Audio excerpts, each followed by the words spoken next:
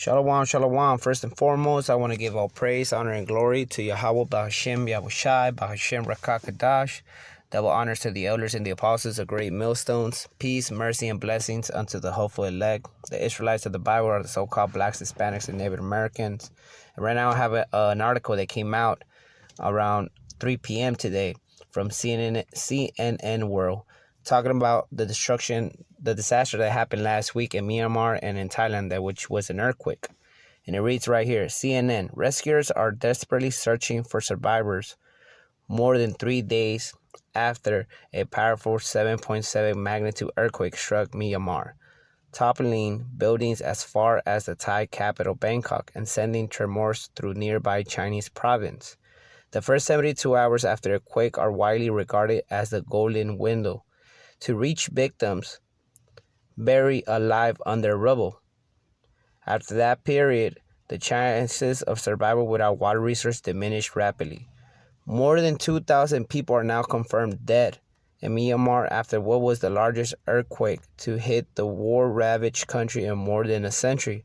Authorities says experts fear the true death toll could take weeks to emerge.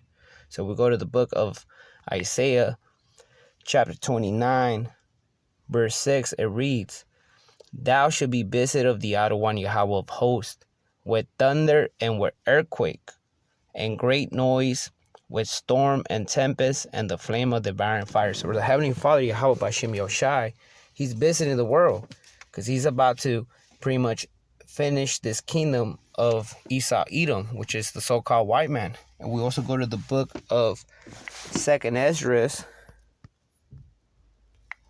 chapter 9, verse 1. It says, "He answered me then and said, Measure thou the time diligently in itself, and when thou seest parts of the signs pass, which I have told you before, then shalt thou understand that it is the very same time wherein the highest will begin to visit the world which he made." So we're seeing the signs right now, and one of the signs it's earthquakes.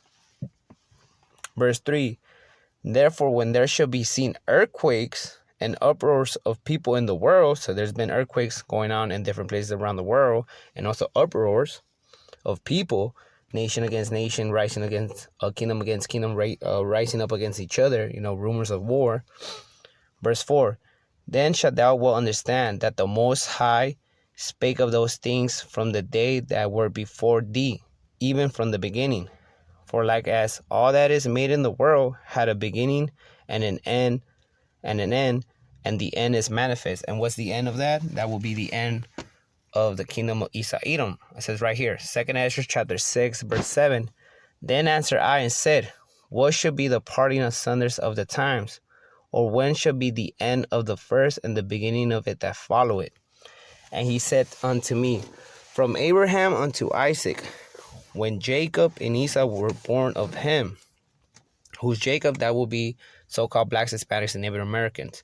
Who's Esau? That will be the so-called white man, Esau Edom.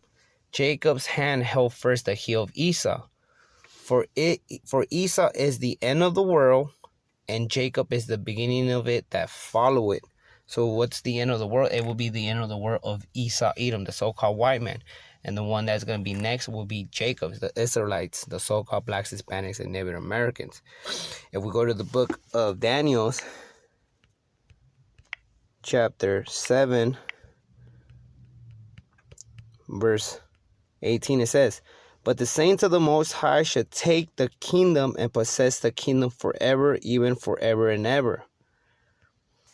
Verse 27, "And the kingdom and dominion and the greatness of the kingdom under the whole heaven shall be given to the people of the saints." Who are the saints?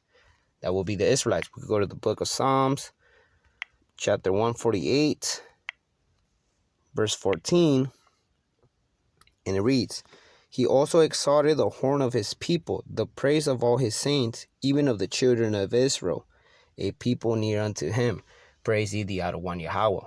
So we go back to the book of Daniel, chapter 7, to the last verse. It says, verse 27, "And the kingdom and dominion and the greatness of the kingdom under the whole heaven shall be given to the people of the saints of the Most High."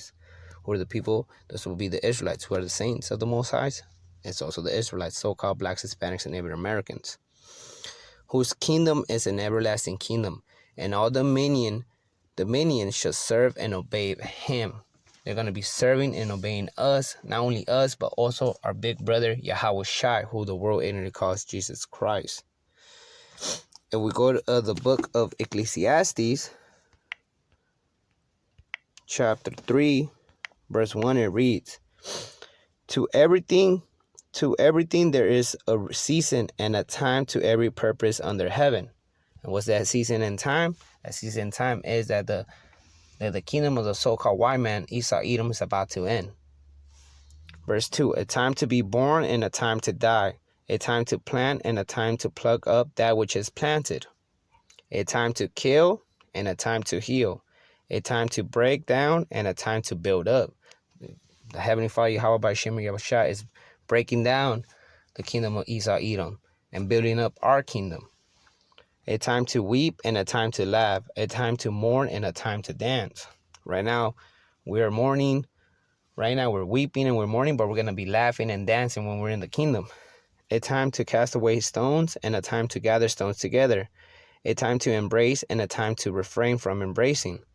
A time to get and a time to lose. A time to keep and a time to cast away. A time to rent and a time to sow. And a time to keep silence and a time to speak. A time to love and a time to hate. A time of war and a time of peace. And right now we're hearing rumors of war.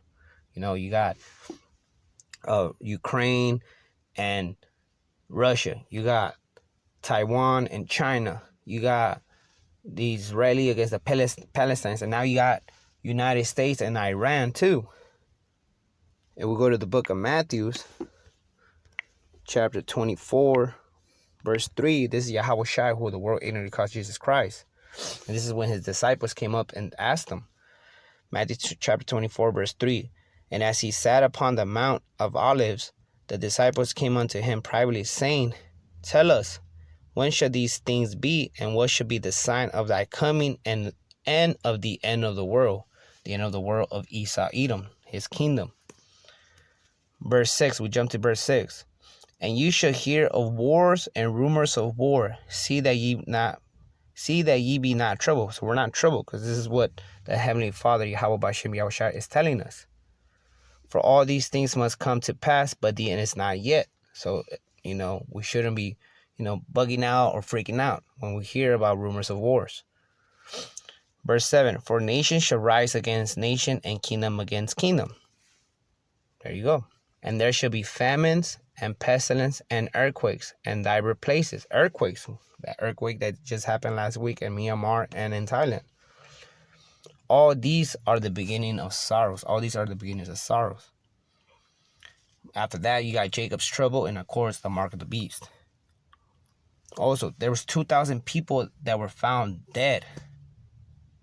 That's a lot. And that's a fearful thing. Because if you go to the book of Deuteronomy, chapter 32, verse 39,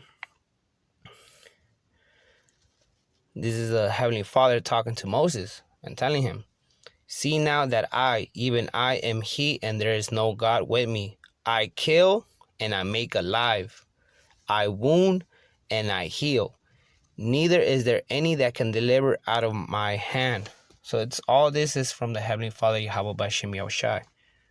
It's because of Him. It's because of His will. And we also go to the book of Hebrews,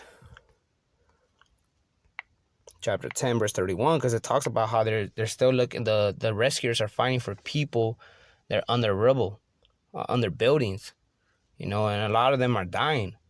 And that's kind of scary to die like that, especially out of thirst. Right now, it's saying that after 72 hours, if they don't have water, their chances of surviving is bad. And it reads right here. This is the book of Hebrews, chapter 10, verse 31. It is a fearful thing to fall into the hands of the living Yahweh. It's a fearful thing. And that's one of the ways some people are falling in the hands of the Heavenly Father, Yahweh Bashem Yahushai. We're not going to know why. Only the Heavenly Father, Yahweh Bashem Yahushai, is going to know the reason why certain people are dying like that. Because it's His judgment. It's the righteous judgment.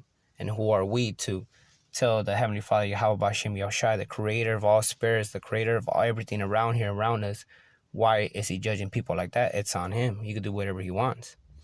And with that, I want to give all praise, honor, and glory to Yahweh Bahashem, Yahushai, Bahashem, Rakakadash, Shalom.